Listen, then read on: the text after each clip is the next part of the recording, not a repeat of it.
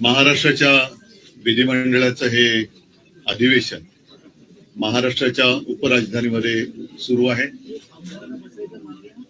अधिवेशन मला वाटतं अर्ध्यावरती आलेले आहे. उद्या संपणार का रविवारी संपणार ते आज उद्यामध्ये ठरेल. नागपूरमध्ये साधारणतः विधिमंडळाचं अधिवेशन हे विदर्भासाठी आणि साहजिकच आहे महाराष्ट्रासाठी घेतलं जातं. सोमवारपासून हे अधिवेशन सुरू झालं. आजपर्यंत म्हणजे आज गुरुवार आणि अधिवेशन तसं म्हटलं तुम्ही म्हटलं जे सांगितलं की मध्यवर्ती आले. विदर्भासाठी या अधिवेशनात नेमकं काय दिलं गेलं हा सुद्धा एक विषय नक्कीच या निमित्ताने उपस्थित केला गेला पाहिजे. हे वर्ष जे आहे फार विचित्र गेलं आपल्याला. महाराष्ट्रावरती कधी नव्हे एवढी मोठी आपत्ती ही अतिवृष्टीच्या रूपाने कोसळली. मी स्वतः मराठवाड्यामध्ये फिरलो. विदर्भातले आमचे आमदार आणि सगळे शिवसैनिक तसं महाराष्ट्रभरच अतिवृष्टीने हाहाकार माजवला. शेतकऱ्यांची घरं दारं, विद्यार्थ्यांची पुस्तकं आणि विशेष म्हणजे पिकं तर सोडून गेलीच, पण अनेक ठिकाणी माझ्यासोबत आपण देखील होतात. शेत जमीनच वाहून गेलेली आहे. आणि मग त्याच्यानंतर मुख्यमंत्र्यांनी एक भलं मोठं पॅकेज असं एक गोंडस शब्द देऊन एक रक्कम घोषित केली. त्या पॅकेजचं पुढे काय झालं तर त्या पॅकेजचं पण ठिबक सिंचन झालंय हे कळायला काय मार्ग नाहीये. एकूणच या अधिवेशनाच्या निमित्ताने असतं की एक पद्धत आहे. पहिला अर्थसंकल्प येतो, मग मागण्या पुरवण्या मागण्या, मग त्याच्यात आणखीनच्या मागण्या, 75,000 कोटीच्या मागण्या कुठून आणणार, कोणाला देणार, राज्यावरती 9 लाख कोटींचं कर्ज आहे. या सगळ्या गोष्टी आपण बघतो आहोत. पण एक मुद्दा मला या अधिवेशनाच्या निमित्ताने उपस्थित करायचा आहे. तो म्हणजे गेल्या महिन्याच्या अखेरीस देशाचे जे मंत्री आहेत, कृषी मंत्री शिवराज सिंग चौहान, त्यांनी सांगितलं की महाराष्ट्राकडून आपत्तीग्रस्तांच्या मदतीसाठी कोणताही प्रस्ताव अद्याप आलेला नाही. आणि हे राज्य सरकारचं बिंग त्यांनी फोडल्यानंतर घाईघाईने शेवटच्या आठवड्यात एक प्रस्ताव केंद्राकडे पाठवला असं जाहीर करण्यात आलं. आम्हाला आता जाणून घ्यायचंय की हा नेमका प्रस्ताव काय गेलेला आहे, किती रकमेचा गेलेला आहे, त्यातून कोणाला मदत होणार आहे. राज्य सरकारला मी पण आहेच विधिमंडळामध्ये, आपण भाग पडलं पाहिजे की हा राज्याच्या मदतीसाठी जर का आपण प्रस्ताव पाठवला असेल तर तो पटलावरती ठेवला गेला पाहिजे.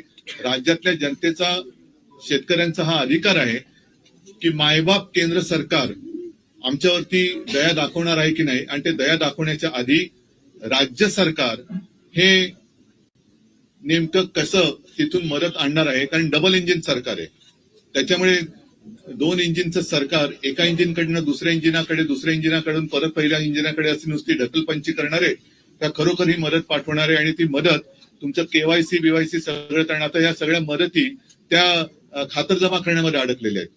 म्हणजे पीक विम्याची सुद्धा तुम्हाला कल्पना आहे की ती जी काय मदत व्हायला पाहिजे ती मदत करण्याचे ते जे ट्रिगर होते तेच काढून घेतले गेले. त्याच्यामुळे मदतीची थट्टा झालेली आहे. 1 रुपयाचा पीक विमा, 6 रुपयाचा पीक विमा, 21 रुपये असे चेक आलेले आहेत. मग हे जी शेतकऱ्याची थट्टा करणाऱ्या कंपन्या आहेत त्याच्यावरती सरकार कारवाई करणार आहे का, आणि असे अनेक प्रश्न आहेत. या प्रश्नाच्या निमित्ताने हे अधिवेशन जे सुरू आहे त्याच्यामध्ये सरकारकडनं जनतेला उत्तरे मिळाली पाहिजेत. कारण प्रश्न विचारले जातात, व्यथा मांडल्या जातात, राज्याच्या किंवा जनतेची गाऱ्हाणी इकडे मांडली जातात, पण नुसती वेळ मारून नेली जाते. हा आतापर्यंतचा अनुभव आहे. त्याच्यामुळे या अधिवेशनात याच्यावरती काय उत्तर मिळते आणि कार्यवाही दोन्ही काय होणार आहे त्याच्याकडे सगळ्यांचं लक्ष आहे. आणखीन अनेक विषय आहेत, पण पहिलं आपण जर काही प्रश्न असतील तर विचार, मी त्याच्यावरती बोलतो.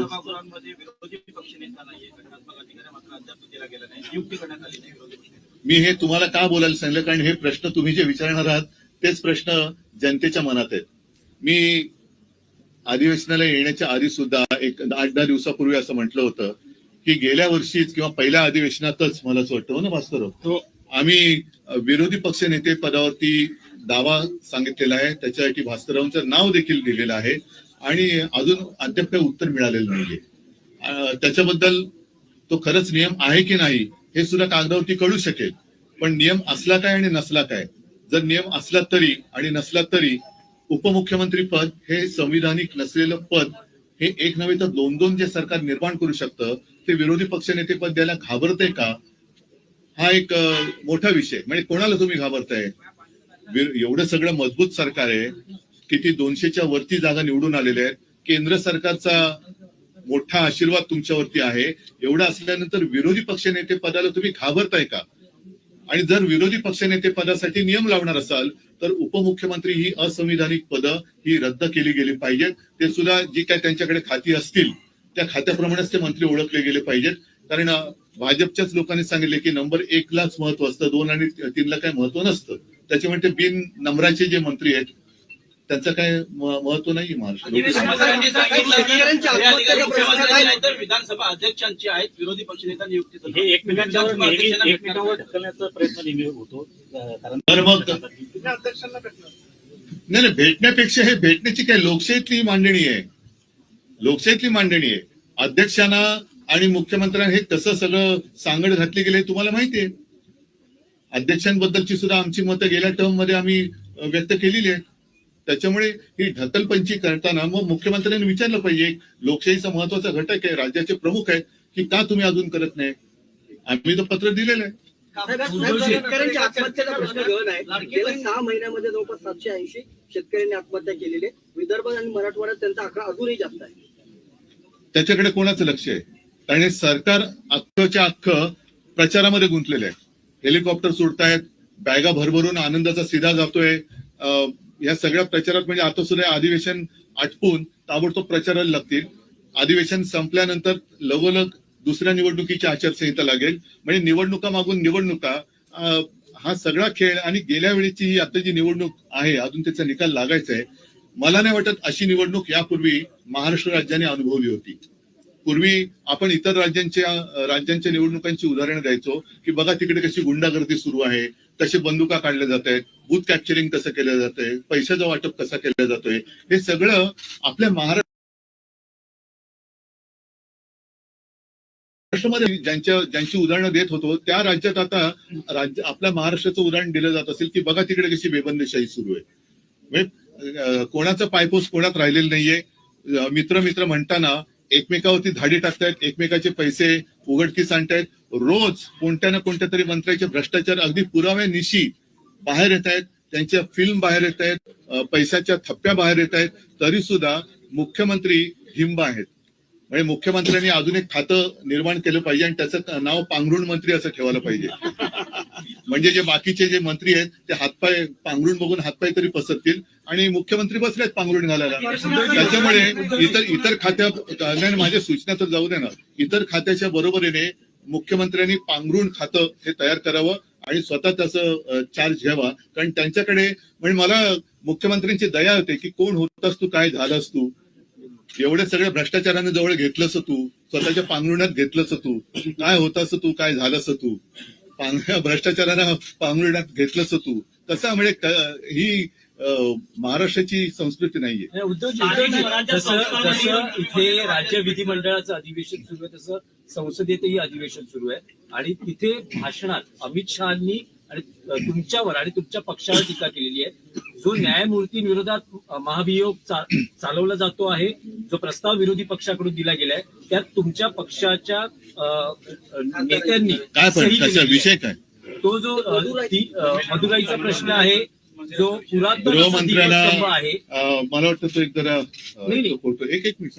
अमित शहाचं विधान आहे की उद्धवजींच्या पक्षाने आणि उद्धवजींनी या प्रस्तावावर सही करावी. नाही पण काय म्हणून सही करू नये असं त्यांना वाटतं?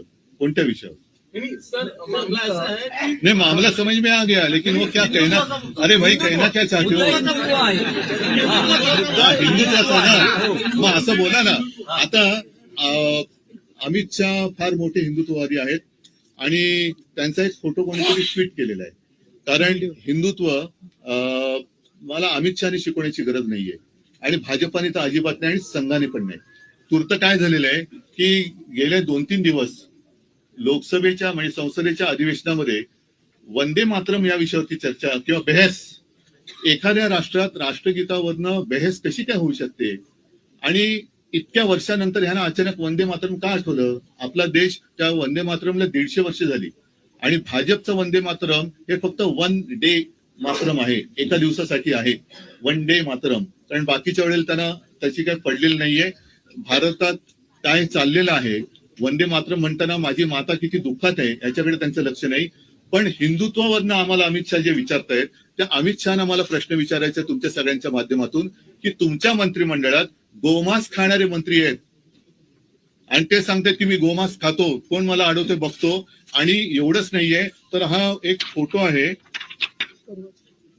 9 डिसेंबरचा, तो ते जे मंत्री आहेत, मी गोमांस खातो, कोण मला अडवते, त्यांचं नाव आहे किरण रिजिजू. त्यांच्या बरोबर अमित शहा जेवतायत. आता त्यांच्या थाळीत आणि यांच्या थाळीत काय आहे मला माहिती नाही. पण अमित शहाना जर हिंमत असेल, माझ्या हिंदुत्वावरती त्यांना शंका घ्यायची असेल, तर पहिलं रिजिजूंना त्यांनी मंत्रिमंडळातून काढलं पाहिजे. कारण रिजिजू गोमांस खातात ते स्वतः ते बोललेले आहेत. त्याच्यानंतर आणखीन एक मुद्दा तुम्हाला सांगतो, तो म्हणजे गेल्या काही दिवसात दिल्लीमध्येच संघाच्या कार्यालयासाठी प्राचीन मंदिर पाडलं. ही एक बातमी जोरात चालली. मी त्याच्यावरती काय भाष्य केलं नव्हतं, पण अमित शहाना मला विचारायचंय की हे मंदिर पाडताना संघाच्या कार्यालयासाठी तुम्ही मंदिर पाडून तिकडे संघाचं कार्यालय उभारताय. आणि त्याच्याही पलीकडे आणखीन सांगतो, ही सुद्धा गेल्या महिन्यातली एक गोष्ट आहे की मी मुख्यमंत्री असताना जणू काय म्हणजे काय संपूर्ण ती जी घटना घडली त्याला जबाबदार सरकारच आहे अशा पद्धतीने आकाश पाताळ एक केलं गेलं होतं. तो ते प्रकरण म्हणजे पालघरमध्ये घडलेलं साधू हत्याकांडावरनं त्यांनी काही हे सोडले नाही, उद्धव ठाकरेंना आणि आमच्या सरकारला बदनाम करायची. त्या साधू हत्याकांडातील संबंधित अशा व्यक्तीला भाजपात घेताना तुमचं हिंदुत्व काय मेलं होतं? लाज वाटली पाहिजे अमित शहाना की त्यांनी माझ्या हिंदुत्वावरती शंका व्यक्त करताना त्यांच्या बुडाखाली जे काही हिंदुत्व आहे ते पहिलं बघायचं आणि मग त्यांनी माझ्यावरती आरोप केले पाहिजेत. या न्यायमूर्तींवरती ज्या काही गोष्टी आहेत ती एका केसमुळे नाहीये, त्यांची आतापर्यंतची जी काही वादग्रस्त वाटचाल आहे त्याच्यावरती काही न्यायमूर्तीने आणि काही माजी न्यायमूर्तींनी सुद्धा आक्षेप घेतलेले आहेत.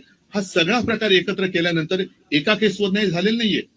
आणि कधीही कुठल्याही बाबतीत म्हणजे त्या मंदिराच्या आवारात दिवा लावण्यावरून हा जो काही वाद आहे, मंदिराच्या आवारात दिवा लावला गेलाच पाहिजे, तिकडे रोषणाई, तिकडे हिंदू सण साजरे झालेच पाहिजे, उत्सव साजरे झालेच पाहिजे, या मताचा मी आहे, माझी शिवसेना आहे.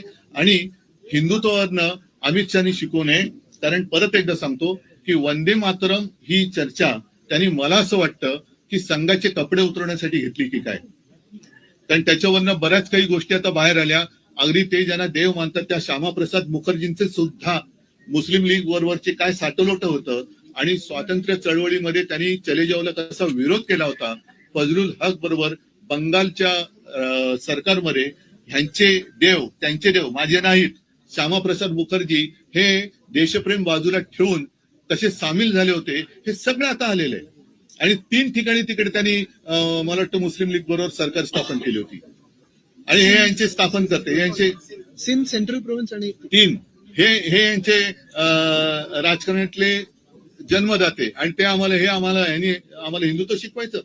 त्याच्यामुळे अमित शहानी मला हिंदुत्व शिकायच्या भानगडीत पडू नये. कारण जर का आणखीन काही गोष्टी काढल्या तर बऱ्याच गोष्टी त्यांच्या बाहेर येतील. अगदी जिनांच्या थडग्यावरती कोणी जाऊन डोकं टेकलं होतं पासून बऱ्याच गोष्टी बाहेर येतील. नवाज शरीफचा केक कोणी खाल्ला होता इथपासून बऱ्याच गोष्टी बाहेर येतील. अगदी देशाबरोबर अतिरेकी कारवाया करणाऱ्या पाकिस्तान बरोबर त्यांचा पोरगा क्रिकेट खेळतोय तेव्हा ह्यांचं हिंदुत्व कुठे जातं, कोणत्या टोपीखाली दडतं. अमित शहानी जर जय शाह त्यांचं ऐकत नसेल आणि त्याला हिंदुत्व मान्य नसेल तर तसं सांगायचं की मी हिंदुत्ववादी आहे पण जय शाह हिंदुत्ववादी नाही, तो पाकिस्तान बरोबर क्रिकेट खेळतोय. मग त्याला एकतर त्या क्रिकेट कंट्रोल बोर्डाचा राजीनामा द्यायला लावा, नाहीतर हिंदुत्व तरी स्वीकारा, नाही तर हे तरी स्वीकारा. उद्धवजी आता तुम्ही म्हणाला उद्धवजी त्यावेळेला मुख्यमंत्र्यांनी असं म्हटलं सत्ताधारी सगळ्या आमदारांना की लाडकी बहीण योजनेचा यापुढे उल्लेख करू नका, जर केला तर घरात बसावं लागेल. लाडक्या बहीण या योजनेचा मी उल्लेख करणारच. कारण निवडणूक लढवताना जे वचन त्यांनी जो एक थाप त्यांनी शेतकऱ्यांना मारली होती कर्जमुक्तीची, तीच माझ्या बहिणीनं सुद्धा मारलेली आहे. 2100 रुपये कधी करणार 1500चे हा विषय मी काढणारच. आणि देवेंद्र फडणवीसांनी जर त्यांच्यामध्ये हिंमत असेल तर ह्या अधिवेशनात येत्या महिन्यापासून किंवा पुढच्या महिन्यापासून नवीन वर्षापासून माझ्या महाराष्ट्रातल्या बहिणींना 2100 रुपये दर महिन्याला त्यांनी एक काय भाऊबीज म्हणा वर्षभराची ती सुरू करावी. मी 2100 रुपये कधी देणार हा प्रश्न त्यांना विचारणार आणि जर देवेंद्र फडणवीसांनी 2100 रुपये नाही दिले तर त्यांना घरी बसावं लागेल. उद्धवजी परत त्याच विषयावर आहे. तुम्ही म्हणालात की त्या मंदिरात दीप लावला गेला पाहिजे, तर आता जी प्रस्तावावर तुमच्या नेत्यांनी सही केली आहे त्या प्रस्तावाचा तुम्ही पाठिंबा काढून घेणार का? नाही, मी तुम्हाला म्हटलं तसं की एका निर्णयापुरता हा विषय नाहीये. एका निर्णयावरनं असं इम्पिचमेंट वगैरे नाही कोणी आणत नाहीये. एकूणच त्यांची जी काही वाटचाल आहे हिंदुत्वाच्या गुलाम्याखालनं त्यांनी पक्षीय अजेंडावर एकटा कामा नये. याचं कारण असं की महाराष्ट्रामध्ये सुद्धा त्यांच्या प्रवक्त्यांना न्यायमूर्ती म्हणून नेमलं गेलेलं आहे. कसं पाहता आपण याकडे? असा प्रश्न मी तुम्हाला विचारला तर काय उत्तर आहे तुमच्याकडे? जर तुमच्या पक्षाचे प्रवक्ते न्यायमूर्ती म्हणून तुम्ही नेमत असाल तर आम्ही तुमच्याकडनं कोणत्या न्यायाची अपेक्षा करायची? आज शिवसेनेच्या केसबाबत 4 वर्ष झाली आम्ही खेटे घालतोय. काय एक सरन्यायाधीश होऊन गेले, पुढचे कोण? आता सुद्धा अरे आता पुढचा कोण येणार आहे, त्याच्या पुढे कोण येणार आहे, एवढंच आम्ही करत बसायचं? पण उद्धवजी नाही, मला अमित याच्याबद्दल शहाचा तो व्हिडिओ मुख्यमंत्री देवेंद्र फडणवीस यांनी ट्विट केला. त्यांनी असं म्हटलं, कोण होतास तू, काय झालास मी पण तेच म्हणते त्यांना. # उद्धव ठाकरे. मी पण त्यांना म्हटलेलं आहे की कोण होतास तू, काय झालंस तू, भ्रष्टाचारांना प्रांगणात घेतलंस तू.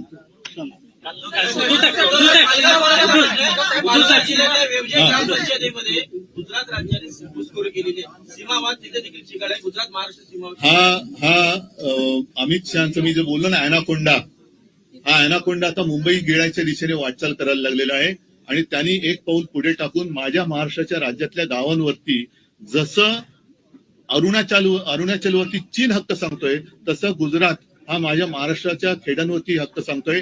आता हे कोण झालाचं काय झालाचं वगैरे जे काय आहे ना, आता यांना विचारा तुमच्या किंमत आहे का तिकडे जाऊन उभं राहायची तुमच्या अमित शहा विरुद्ध? हे मुंबईत आणि महाराष्ट्रात राहणाऱ्या गुजरातचे जो समाज आहे ज्यांचं आणि आमचं काही भांडण नाही प्रकार आणि एका बाजूने महाराष्ट्र गिळण्याचा प्रकार हे सुरू झालेला आहे. मुंबईतले अनेक उद्योगधंदे यांनी गुजरातला नेले, महाराष्ट्रातले नेले आणि त्याचबरोबरीने आता हे मुंबई बळकावण्याच्या दिशेने वाटचाल करायला लागलेले आहेत.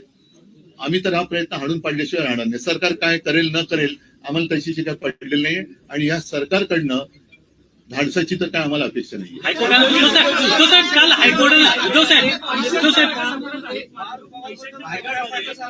चौकशी होत नाहीये. या पैशांच्या बॅगा सापडत आहेत त्याच्यात जे पैसे सापडत आहेत ते बिझनेससाठी असतील, व्यवसायासाठी असतील अशी कारणं सत्ताधारी देतात. मात्र चौकशी होत नाहीये. अंबादास दानवेंनी 3 व्हिडिओ म्हणूनच मी म्हटलं ना की आणखीन एक खातं निर्माण करावं, पांघरुण खातं, आणि त्याचं कारण हेच क्लीन चिट देत आहेत. हेच क्लीन चिट देत आहेत. स्वतःच आरोप करायचे, स्वतःच क्लीन चिट द्यायचे, म्हणजे साधू हत्याकांडातल्या आरोप ज्यांच्यावरती केले त्यांना पक्षात घेतात. हे यांचं हिंदुत्व. गोवा जमिनी व्यवहार प्रकरणात काल हायकोर्टानं राज्य सरकारला फटकारलेलं आहे आणि त्यामध्ये म्हटलेलं आहे की अजित पवार यांचा मुलगा पार्थ पवारवर गुन्हा का दाखल केला जात नाही या प्रकरणामध्ये. मी न्यायालय या विषयावरती काहीच बोलायचं हल्ली सोडून दिलेलं आहे. उद्धवजी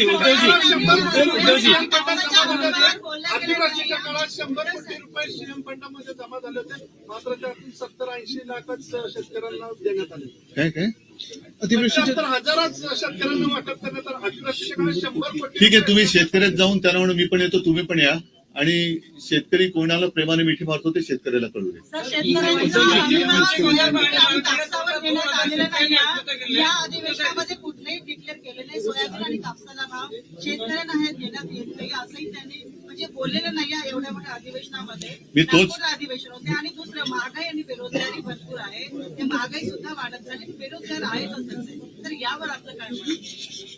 याच विषयावरती त्यांना चर्चा टाळायची आणि म्हणून ते वेडेवाकडे आरोप करतायत की जेणेकरून तुमच्या सगळ्यांची म्हणजे आपल्या सगळ्यांची दिशाभूल व्हावी आणि कुठेतरी धार्मिक तेढ निर्माण करायची. म्हणजे तुम्ही भांडत राहा, आम्ही आमचं राज्य करत राहतो, आम्ही आमचं जे काय आहे भ्रष्टाचार सुरू आहे, शांत बसा भ्रष्टाचार सुरू आहे, असं नवीन नाटक ते लिहितील आता. एका ठिकाणी सरकार असं म्हणतंय की आम्ही शेतकऱ्यांना कोट्यावधीची मदत करतोय, पण काही अशी लेखी उत्तरामध्ये सरकारने स्वतः उत्तर दिलेले आहेत की अनेक योजनांचे पैसे जे आहेत ते ई-केवायसी मुळे रखडलेले आहेत. मी तोच विषय घेतला ना. म्हणजे आता मधल्या काळात मी वाचलं कुठेतरी की मागे 2017 साली यांनी ज्या अनेक अशी नियमांची जंत्री करून शेतकऱ्याला कर्जमाफी एक उपकारासारखी जाहीर केली होती. त्याच्यात पात्र ठरलेल्या शेतकऱ्यांना लाभ मिळाला नाही, त्याची माहिती, मग शेतकऱ्यांची माहिती गोळा करण्याचं हे काम सरकार करत आहे, असं मला वाटतं कृषी मंत्री म्हणाले आपले. मला या सगळ्या मंत्र्यांना प्रश्न विचारायचे की तुम्ही स्वतःला शेतकऱ्याची मुलं समजता, मग बापाची चौकशी कशी करू शकता? बापाची चौकशी करता, शेतकऱ्याची मुलं आहात ना. मी याच सभागृहामध्ये शेतकऱ्यांची कर्जमुक्ती करून दाखवली होती आणि ती मी अंमलात आणून दाखवली होती. मी कोणती चौकशी केली नव्हती, कोणत्याही अटीतटीचा सामना शेतकऱ्याला करायला लावला नव्हता आणि मी कोणी न मागता कर्जमुक्ती करून दाखवली होती. ठीक आहे. आपल्या सगळ्या पत्रकारांचे मनापासून आभार उद्या आणि शिवसेनेचे विधानसभेचे सगळ्या आमदारांना माननीय पक्षप्रमुख उद्धवजी ठाकरे साहेब रजिस्ट्रेशनला संध्याकाळी 7 वाजता भेटतील. आमदारांना फक्त आमदारांना, फक्त आमदार. आणि पत्रकारांसाठी अल्पप्रकारची व्यवस्था केली आहे. ज्यांना आवडेल त्यांनी चहा, ज्यांना मी पण आवडेल त्यांनी पत्रकार आहे. सत्ता. मी पण सामन्याचं पत्रकार